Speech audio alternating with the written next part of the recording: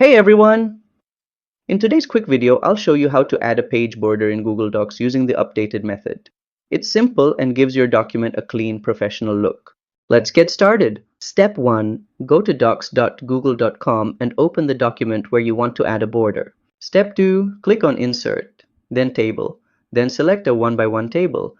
This creates a single box on your page. Step 3. Click and drag the corners of the table to fit the page margins, or right-click. Then Table Properties, then set the width to 100% for a perfect fit. Step 4. Right-click the table, Table Properties. Under Table Border, adjust the color, width, and style. You can use solid, dotted, or dashed lines to match your style. Bonus tip: want a more stylish border? Insert a custom image border. Go to Insert, Image. Upload a decorative frame and place it behind your text using the wrap text options. And that's how to easily add a page border in Google Docs. If this helped, give it a like and subscribe to How to Tutor for more quick tech tutorials. See you next time!